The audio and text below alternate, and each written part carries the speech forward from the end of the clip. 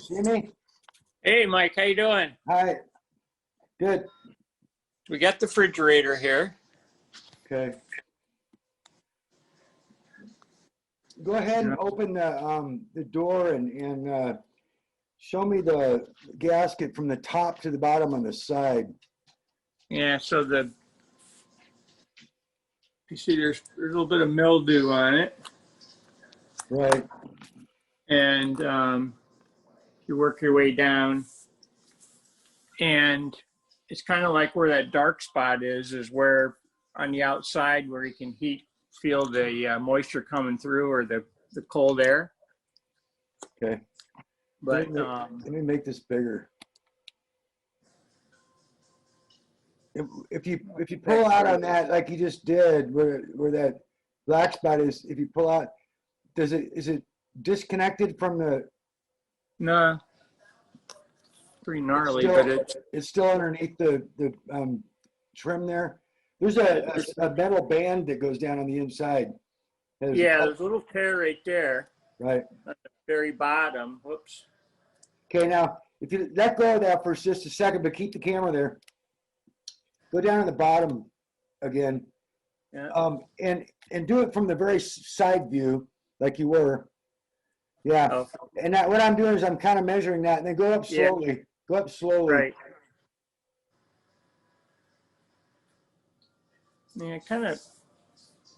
It's not really collapsed there, but it does right there. It starts to go in where that black mark. It comes out, and there's kind of like a wave. I can feel a little. Yeah, I can feel like a concave right through there. Right, and that's probably where it's leaking, and that's why that black mark's there, because moisture's coming up and getting on it.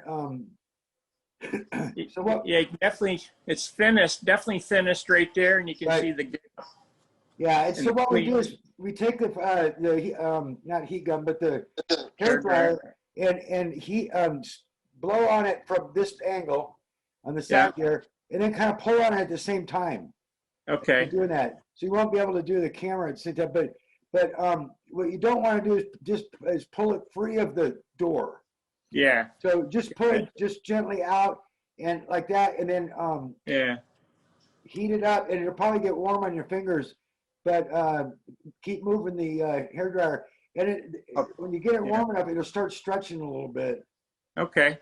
It won't be really noticeable, but it actually does stretch a little bit. But it's funny. I didn't feel that, but you can see that's the indent right there. I could see it right from this angle. I could see it here. Yeah. And that's when you push on it, it compresses that, and that touches now. Yeah. Okay. Okay. Let's look at the back of the wall there. Yep. Let me get my flashlight too here. We didn't clear anything out of here, but that's right. I'm used to it. The resolution is that. Oh, there you go. That's pretty good there. Yeah, I can see it. And it's move the mayonnaise there for a second. So we're actually right now. This is all just water.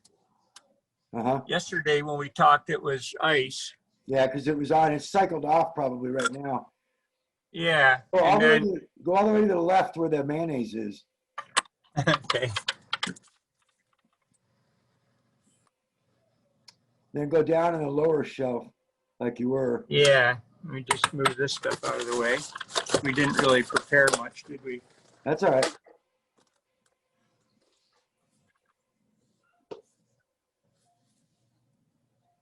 And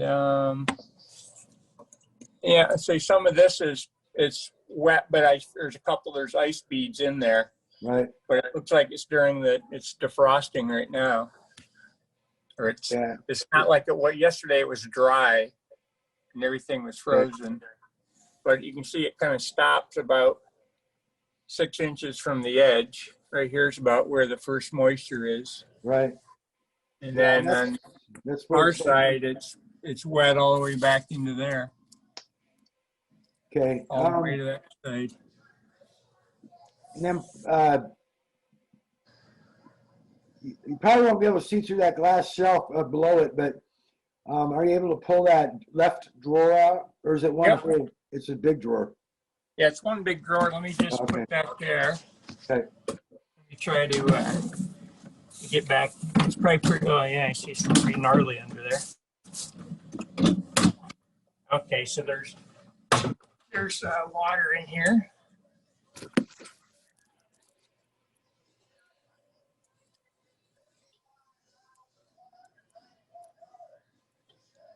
Some good water view. So that's where the water's coming from. We saw some water underneath. And then this guy here looks pretty, it's dripping there at the tray. If you, you can't really see from this angle, but if you reach back there and put your hand in that trough, is there water sitting in the trough? In the,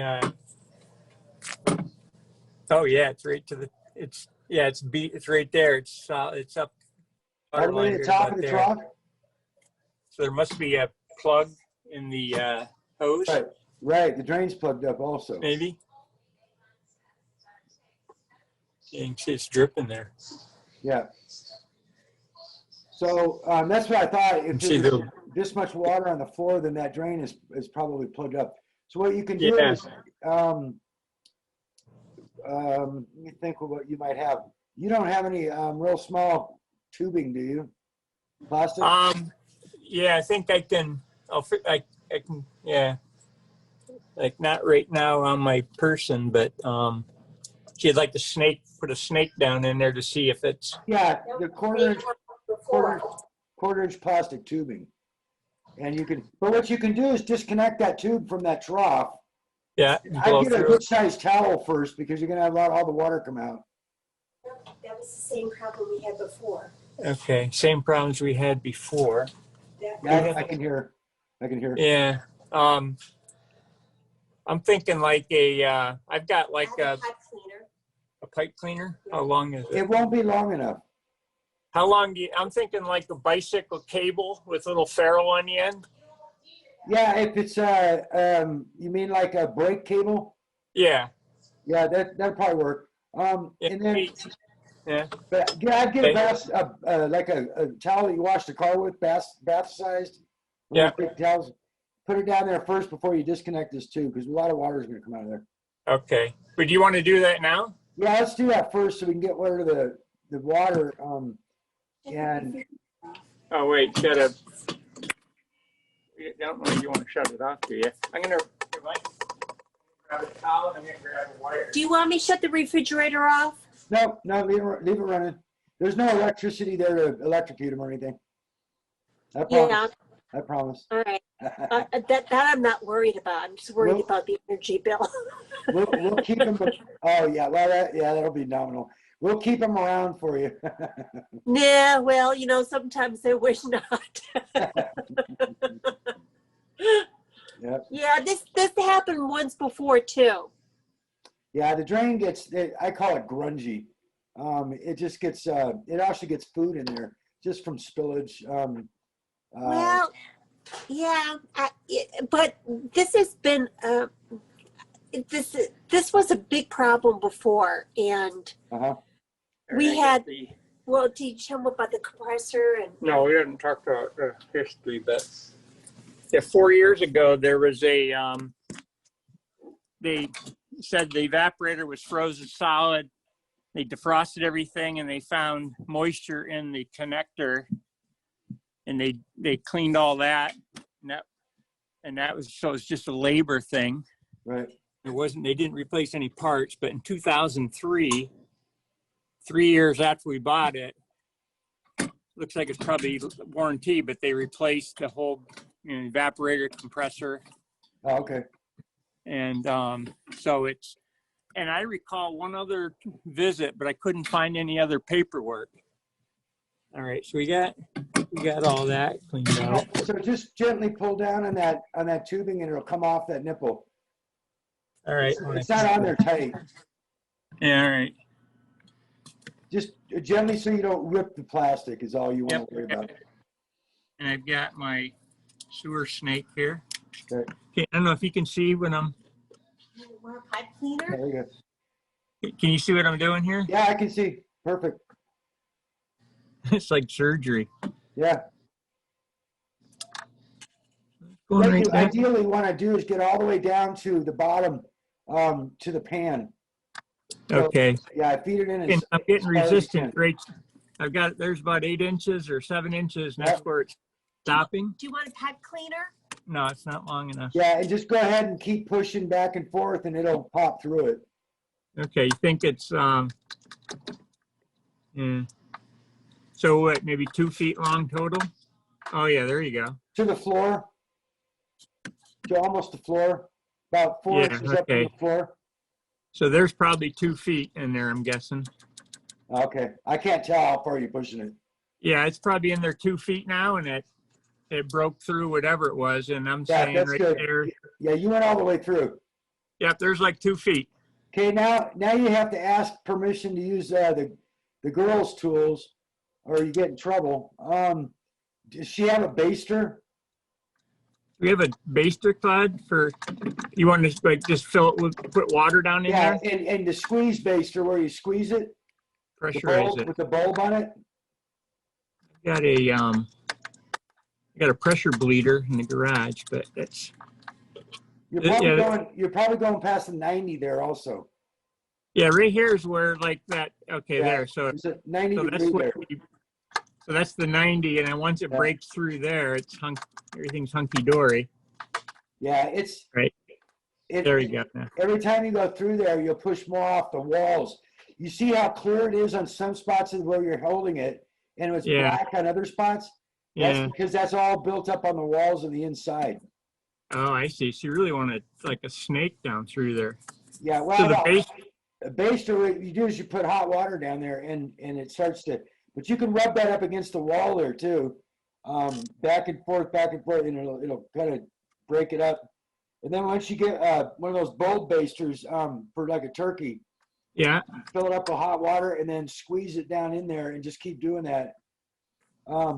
Unless you want to pull out the glass, and then what you can do is get a funnel and pour hot water and like make a pitcher and pour the pitcher of water down. The problem is you don't want to overflow the pan. Yeah, I was gonna say, how much volume does the pan is underneath? Like, can you see that? Take the cover off the bottom there. It's about 3 inches deep. It's about 14 inches wide and front to back of the refrigerator. Okay. So it holds quite a bit of water, but more than a pitcher is probably gonna. Do you have wood floor? No, we just got new tile. We got this new tile. But can you see that if I take the cover off the bottom, can you see the tray? Yeah. There's a hanger that sets into a hanger. That's that right. Holds it to the ceiling of the floor underneath. Yeah, the wire hanger. I think I looked at it. It's dripping. Yeah, it's dripping from that's the deep, whatever's dripping from above. So the fact that there's dripping from above, is that an issue, or is that just going through a cycle? Yeah, that's because that's normal, and it's dripping through the hole there. It's dripping into the trough because the refrigerator shut itself off and it's cycling defrost. Okay, so that's good. The coil right now. Okay, could it be as simple as just this thing here being frozen? Typically not. Well, it's probably not frozen. It's probably got grunge, dirty stuff, just like it's on the wall there, that black stuff. Yeah. In there, and it plugs up. It's real common. But could that be the extent of the issue? Causing the frosting on the back wall up that high? No. Okay. No. But this is where the water was coming from, what we saw on the floor, so. Right. This is a second problem is what this is. That's why I like to just get this out of the way first, because we'll forget about it later. No, he's saying if we like a turkey baster with some hot water in it and squirt it down in. Do you want boiling water or hot water? Well, baster probably won't take boiling, would it? Yeah, as hot as possible, but not boiling. Yeah, like real hot, it's hot tap water. Do we have a minute and a half in the microwave? Or in the heat it in the microwave. And then I guess the other question would be, oh yeah, I can see all the crap in there. So oh yeah, it's full. It's full. Yeah. That's why there's black on the walls there. Yeah. I guarantee that's why it wouldn't go down. Is it's plugged up. You got it probably clear now, but it's still built up on the walls, and that's why you want to flush it through. So it's not really ice. It's just it's not cold enough. So it's like bacteria or whatever shit like in a drain. It's what I call grunge. It's just dirty water. Yeah. And sediment, sometimes food particles. Yeah, right. Packages, all that kind of stuff. So I guess if we had a robust, if we were sure we weren't going to lose something, put a little swab on the end of this, but I guess, and maybe pull it through from the other direction would be another option. Snake it all the way through and then. We're never able to get, they don't even make a tool for it. We're never able to get the whole thing clean, like the walls. But even running that through, because it has that little bulb on the end of it, that hits the walls when you go back and forth, and it breaks it up. Then once you flush it out, then it's good for probably 10 years again. Yeah. Yeah, it doesn't have to be clear. Like, see, this has to go against. Oh, you got like. This has to go against the outer edge of that to hose. Lift it up. Yeah, okay. That's no. You'd really like to pressurize it though. But you want to put the pressure against the outer edge as this is inside. To get the bulb out of the way. Yeah. So I'll keep water. Okay. And while you're doing it, I'm just going to keep doing that. Yep. Oh, she's already got it hot. Yeah, the more you do it, the more it breaks, the more loose. All right, so whoops. How much water? I'll just fill the baster up because it's not going to overflow the tub down there. No. Because the tub hasn't been receiving any water by the looks of it. Exactly right. And it's already evaporated and empty. Yeah. Base on her.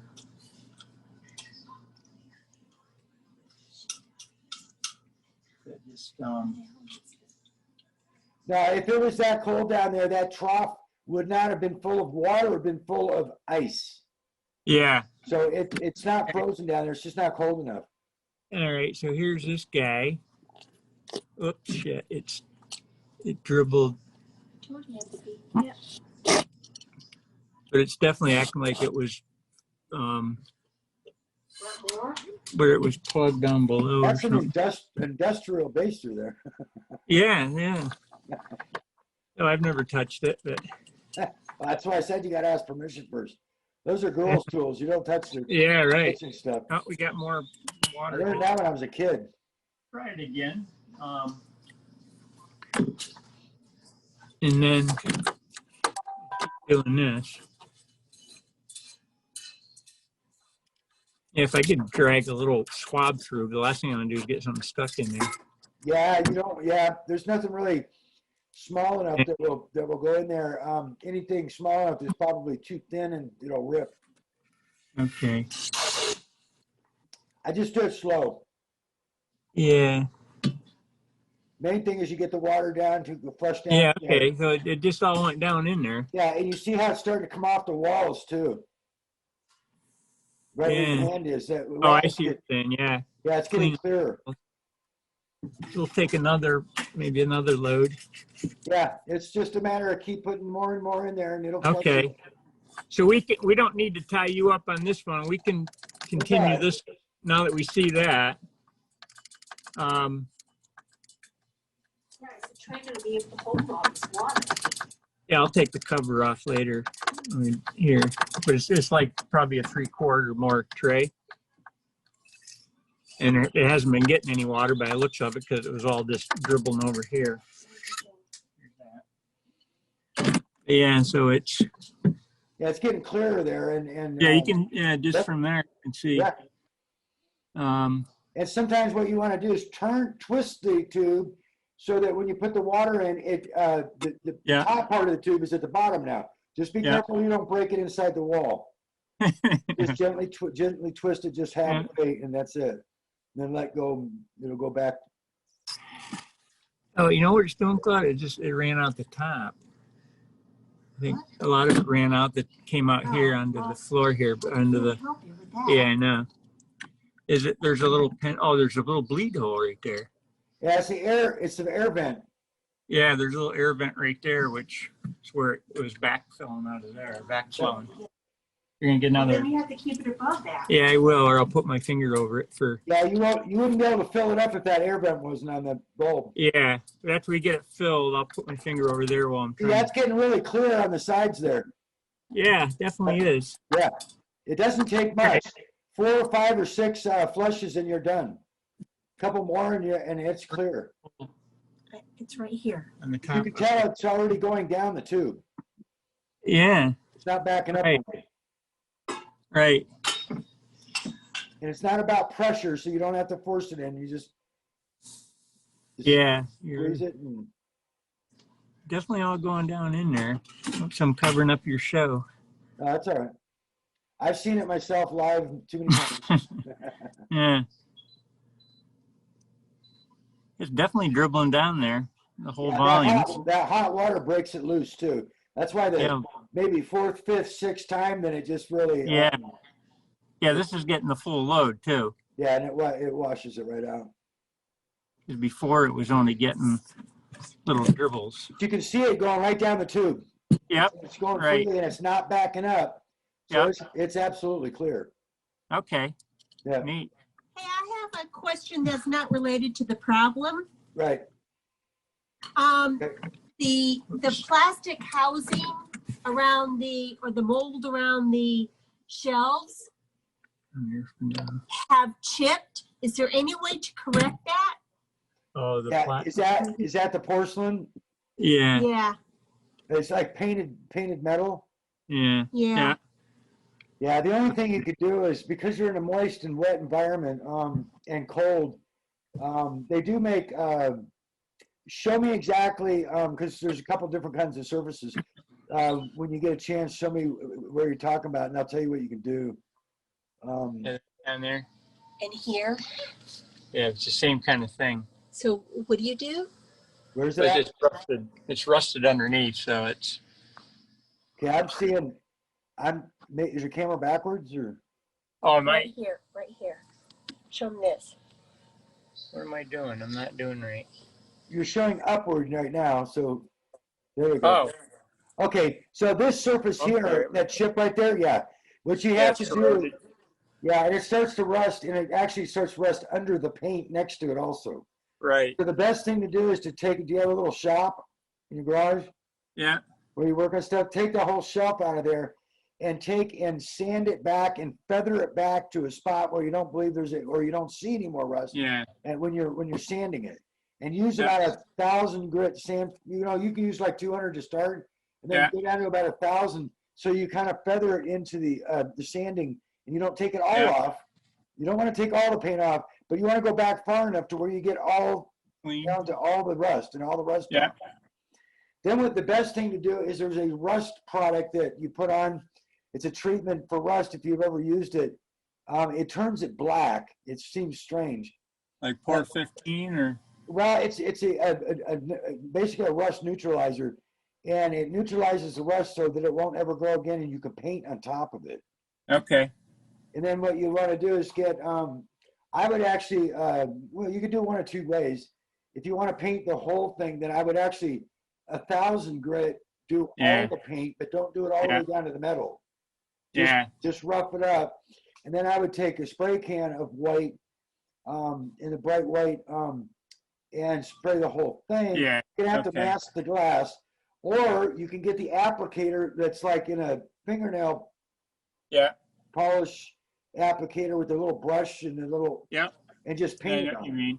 Yeah, and then just paint it on. So basically auto body kind of stuff. Yeah, it's and it doesn't take much work. I've done it many times.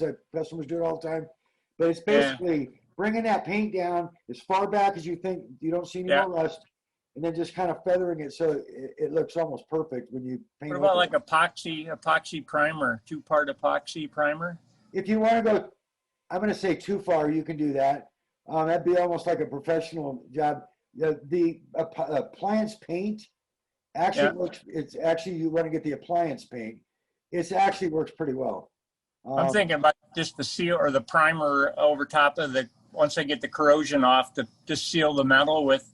So you're saying like an encapsulator or a neutralizer, rust neutralizer? Yeah, it's right there in the rust. I can't think of the name of it. It's like rust not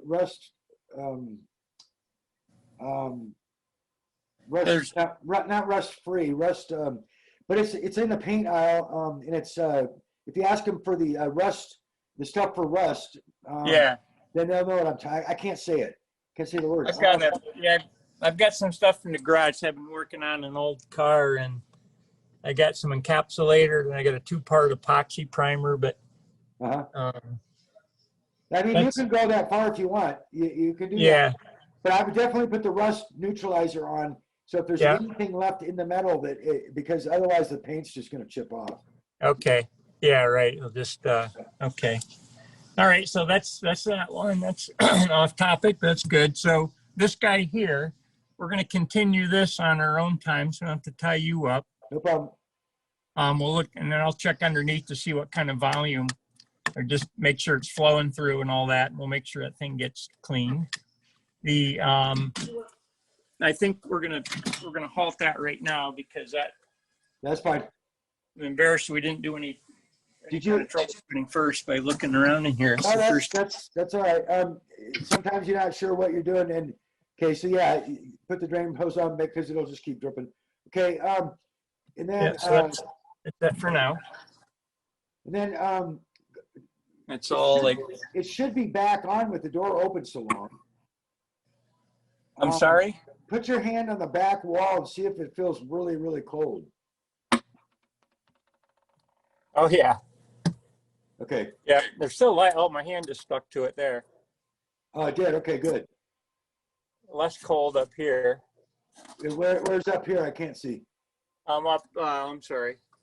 2 shelves like up. halfway to the top, but it's not cold. Okay, go back farther so I can see how far you are up.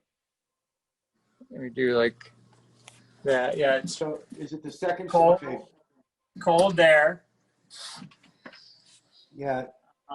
Not as cold. A little bit lower on that left-hand side, and that should be the inlet. It's definitely cold down the bottom left. Right about there's the inlet. Inlet. Okay. There's That's no ice. Cold, and then it's starting to frost right in here. Okay.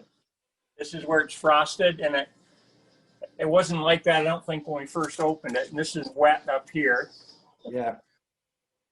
And then it doesn't feel as cold up above. See, the only reason you're going to have a problem back there that it will affect the evaporator with the drain plugged up is if it were to ice up in the trough and then start icing up in the evaporator, and the trough was not iced. It was not frozen ice. So that's not affecting the evaporator. Yeah. Okay. So it's 2 separate things. So it is on right now. What's the setting at? 38. It's still at 38. Push. Let's see. Okay. Yeah. Minus or 2 and 3. Push the refrigerator. Push the refrigerator down button. Are you? Yeah. Refrigerator. Just once. Colder? Yeah, colder. Just do you want down or up? Yeah, colder once. Right there. Okay, 37. Okay. All right. So we were at 38 for sure. Right. Okay. So is 2 where you normally keep the freezer? Yeah. Okay. You get better ice production at 0, but okay. Actually, it cycles. It's supposed to. Okay. Well, I can take care of that for you right now. Yeah, it makes the ice quicker. Okay. And the ice cream becomes more firm. Okay. If you don't like it that firm, then you can keep it at 2. Soft serve. Okay, so the way that this back panel comes out of here, and it's something I'd like to look at, but I don't know if we're going to be able to, is if you go the light lens up top, on the left and right side of that light lens underneath, go to the left side. Where, I'm sorry? The light lens up at the top. Up here? Yep, that light lens. Yep. On the left-hand side of that, in that groove on the side, there's a latch in front. Yeah, I see that. And you pull down on it. This guy? Back on that? Yeah, pull down on it. It's a lock is what it is, latch lock. Okay, I've got it flipped down. Yeah. Yeah, and then do the same on the other side. Just change the temperature. Or was it just the, Well, now it's 3 okay, we degrees got, in the freezer. that's probably, this, The is that freezer just, temperature changed, by the way. Yeah, it went back to the normal temperature. Well, actually, it went up to 3. Oh, okay. Yeah, it might be in defrost right now. okay, That's okay. So you unlock the right side too? yeah, Okay. And then slide the panel back. this guy, Yep, the whole panel. back which towards the back? Correct. Did it slide? How do you do that? You have all this shit in your way. All right, It Gat. should be enough room to get it out. Oh, you slide it back and then it drops down? Does it slide back or does it slide forward towards you? It's trapped, so it can't slide. It slides just halfway and then drops. I see. So the back too far you go. It's a slotted. It's slotted. So if you go halfway, you go too far, then it's almost in a lock. Yeah. Okay. So this guy's halfway down. This guy here's halfway. I got the. Okay. Yeah. There you go. And this then, side there. The other side is not cooperating. Let me just pull this over and see if I can get him going. Huh. He's like more stubborn. Let me see if I can pull it forward. Oh, there we go. There you go. Okay. Now, if you look at the slots on the panel there, you'll see what I'm talking about. There's an opening, but it's between, see how it's slotted on one side of the opening and slotted on the other side? So when you go too far, you go back into the other slot again. Oh, you're talking. Oh, I see what you're saying. Yeah, right. Yeah. So you got to get in the center with that peg. Yeah. Okay. You just go halfway back and then drop it and then pull it out. Okay. Yeah. You look in the back panel now with that right there. Just leave the panel there. You see the 3 screws on the back panel? Yeah. Those are the 3 screws, the only 3 screws that hold that panel in. This panel goes the full length? That back panel goes up to those screws at the back wall there. See the screws at one of the centers? Yeah, this guy's here. Yep. 1, 2, and 3. That's the only 3 screws that hold that panel in. And the panel goes all the way down to the bottom above the trough. Yeah. And at the bottom, there's pegs at the bottom coming out of the walls, and there's a slots just like this slot on the sides of that back panel. So the bottom of that back panel slides into the pegs. Yeah. And the panel drops back and put the 3 screws in, and that's what holds it in. Ah, so that's okay. So if you unscrew those, then you lift. Then you pull the panel forward towards you and lift up, and it's out. Yeah. Yeah. And so that exposes the evaporator. Yep. The evaporator's right behind there. That's all. That's all there is to it. And then there's your bulb. You can see one of your bulbs is gone. Oh yeah. All right. Cool. These are actually these aren't the right bulbs, are they? I don't know. I think these are supposed to be the long, skinny bulbs. 40 watt max. I don't know. I can check on that. So it sounds like homework then would be, because we're not going to be able to do that now. Right. But pull everything out and pull that panel off and check to see if there's ice on the evaporator. Yeah. What you want to do is turn the refrigerator down to like 34. Yeah. And make sure it stays running. Yeah. And then quickly pull the panel out. Yeah. And just take a look at it. What you'll have is down the left-hand side, the tubing comes down from the compressor on the left-hand side, goes down to the evaporator, goes into the evaporator. That's the inlet. That's where it starts to get really, really cold. Then it goes across to the right. And then there's a 90 degree. It comes back to the left. The 90 degree goes back to the right. And it keeps going down as it 90s. It keeps going down. More and more passes. And I think this is the longest skinny evaporator, 400. There's about eight turns on it back and forth. Yeah, okay. And it looks like the first 2 are probably full freon. So when you pull the panel out, you're going to see frost on the first couple, very likely, and silver. You're just going to see the silver tubing on the rest of them. That means where you see silver tubing, there's not enough freon going through it to frost those lines. Okay. Okay. And that's generally what causes this icing on the back wall. Okay. So what we want to look for then is pull that off, and I can get some pictures of it. But you said have the refrigerator lower it down to 34 so it's running. Yeah, you just want to keep it running so that the frost pattern will stay there when you pull the button off. Okay, so get a picture of it, and then if I call you then? Yeah, email me the picture, and we can go from there, because that's going to tell me everything without putting gauges on it. I doubt you have gauges. Yeah. So, all right, so we got to travel tomorrow. We're going to be on the road all day tomorrow. No problem. So Monday, I'll get those to you. And we're up to 8 degrees. That means we're probably defrost cycle. Yeah, it's probably defrost. If it goes up that quick, the heater's on. There's actually a heater in the freezer. Yeah. Yeah. But we've never seen it go up. You never will. I've only probably had 4 calls in 40 years, and they were scared because they actually opened it looking back, and they saw it, because the food's usually in the way too. And they saw the bright red glowing, and they were like, oh my God, it's on fire, turn it off. And it's actually the heater glowing. Yeah. It gets bright red just like a burner on an electric stove. Yeah. Okay, so I'm going to close this for a second. Yep. I told him what I've got the other report here is when the terminal. Yeah, because I explained this to him.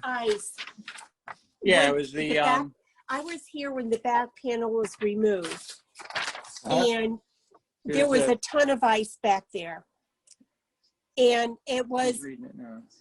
Okay. Evaporator, solid block of ice, manually defrosted, test your heater good, found moisture and connector to defrost terminator. Right. Yeah, but okay, wait, stop for a second.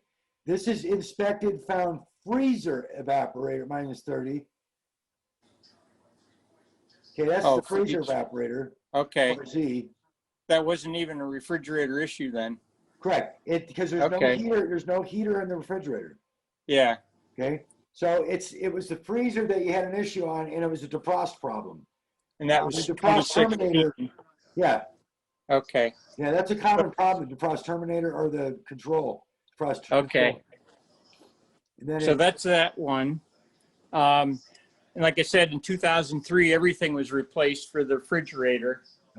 And then, so I was reading on your form, and it said basically if you wanted to do the whole works, to make sure that you contact somebody and get their buy-in that they're going to replace and use the parts. Yeah, and don't call SubZero authorized service. They won't do it. That's what I was reading on your site. And yeah, you want to call an independent that does SubZero repairs, because it's like taking brakes to a brake shop. They won't do it. They won't put your brakes on. Yeah. Right.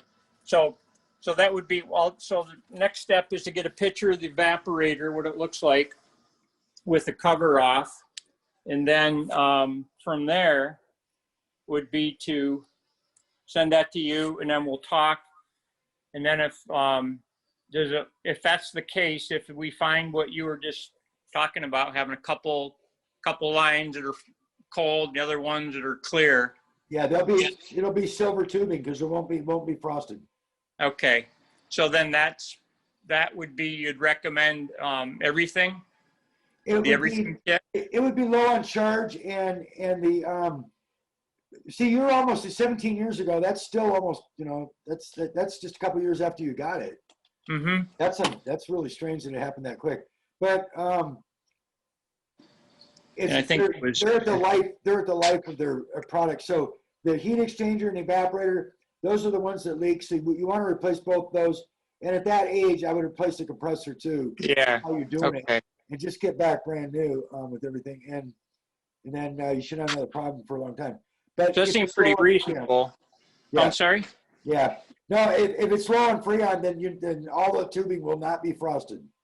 Yeah. Okay. So I'll get the pictures.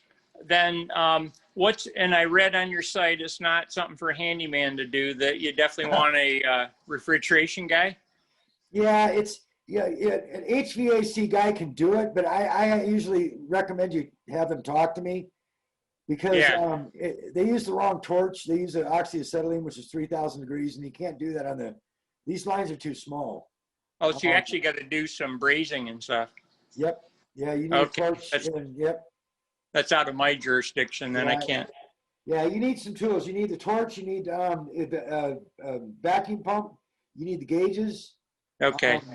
And then the experience to know how to use them even a little bit, and then I can walk you through it. But the investment of buying all those tools, you're basically paying for your labor almost. Yeah. And labor's, what's like ballpark would you expect? 10 hours or? Where are you at? Connecticut? Yeah. Do you get ripped off? Do you feel like you get ripped off too much charge for repairs that you get done there? Yeah. Oh, I usually fix everything myself except for stuff like this. But is it higher price where you live? Because every area is different. Yeah, we're Connecticut in general is fairly high priced. Okay. Probably San Diego, but not like 10 hours worth of labor or? No, experienced technician, those 3 parts, you're going to get it replaced in 4 to 6 hours at the most, probably. Typically, it takes me about 3 to 4 hours to do it. Yeah. It just depends on if you run into any issues. But labor-wise, anywhere from, say, $600 to a little over $1,000 labor. Yeah. Okay. If he wants $2,000 or $3,000 labor, then he knows where the door's at. Yeah. Okay. And then that's just ridiculous. And looks like the parts were like 600-ish. Yeah, it's in that neighborhood. Yep. Okay. Yeah. All right. The whole repair should be actually somewhere around 2,000. Yeah. Parts of labor. Yeah, that's reasonable, but labor. Yeah. And then basically you just contact an independent. Who were those there? Were those people independent companies? One was, we called the place where we got it from, and I think, these are Clark. These were, they were certified to fix SubZero, but they weren't SubZero employees. Okay, so that was back when they used to have an agreement. They took the agreements away from everybody. SubZero did. So that might still be a good place. That's an independent that got their agreement taken away from them. And if you talk to them, say, I'm gonna supply the parts. I want to know I don't want you to warranty the parts. That's going to be their first issue. We won't do the job because we can't warranty. No, I don't want you to. I just want you to install them and charge me labor. Okay. If you can do that. And that's your first question to anybody about installing it. Okay. And who knows where they would be working, where they would normally get parts from, I guess, from SubZero? Yeah, and that's a sore issue too, because SubZero is not selling wholesale anymore to anybody. Yeah. Okay. And that's unheard of. Any distributor buys at a wholesale cost. Uh-huh. Well, SubZero, that's what happened. They said no more. We're not selling wholesale to anybody. You've bought parts from us for 30 years. We're still not. We're pulling the agreement. We're not. You have to buy retail. So that's what happens is they have to buy from SubZero retail and then inflate it. And now you're out of the ballpark again. Yeah. So I guess the issue would be if there's a problem with the parts. If we bought the parts from you, they put them in and everything, and then a month later we got a problem, then it's kind of a three-way thing. It's let me say this. What I do is it honestly doesn't happen. As long as you have a qualified technician. What techs have it? I was just talking to a Mr. Appliance owner in Texas today and yesterday. He had a technician install an evaporator, and now there's, quote, a leak in it. There was no leak when it left. It's been 3 times tested. Yeah. But what happens is the technicians, especially if they're not qualified or experienced, they cause a leak. Yeah. Then they want to blame the product. Sure. So they don't have to take it. They don't want to admit their fault. And that's where I get involved and say, well, I'm the manufacturer. It's 3 times tested. So just, well, why do you want to treat the customer this way? Let's say the products, look, I'll replace the product if you will sit and talk to me about how you're going to install it this time because something happened where you did it wrong. And I'm talking from 40 years experience, so don't tell me that you didn't do wrong because you did. And I just want to, I'll help you out, but let's just be honest with each other here. I'm usually pretty good about getting them to be honest and saying, you know what, I heated it up too much. You're right. Okay. So all right, got it. So the key is get the picture, send it to you, and then we'll go from there. And I like the idea of calling these guys this Clark outfit. I remember looking them up online, and they were Clark Corporation. Whoops. And they were thought they were pretty good. Well, that's the key. As long as you got along with, that's great. Yeah. Okay. And that they know what they're doing. So that's the factor right there. But the first question is to them is, will you put parts in that I supplied to you? Right. And then I'm getting them directly from the manufacturer of the parts. Yep. Not the manufacturer, because people miss this up. SubZero doesn't make parts. Yeah. You know, that's like most companies. They get vendors to make them. Well, I actually manufacture, and I get them right from the compressor. I get right from the Embraco that makes the compressor, and they also supply it to SubZero. But I get it directly from Embraco. Yeah, no, understood. So, and I get nothing from SubZero. Supplier, more or less. Yeah. Okay. So they're quality parts, and there's no issues with them. As long as the tech knows what he's doing, there's no problems. Yeah. But if there's something comes up, I'll get in the middle of it, and I'll talk reason to him, and we'll rectify it. So we'll get some pictures out to you, Mike, and probably on Monday or over the weekend, and we'll go from there. Yep, that's fine. I'll be here. Boy, I appreciate your help. You're amazing. Sorry I missed you last night. I apologize. Don't worry about it. Don't worry about it. Okay. All right. Hey, have a good day. You too. Have a good night. Thank you. Take care. All right, bye-bye. Bye.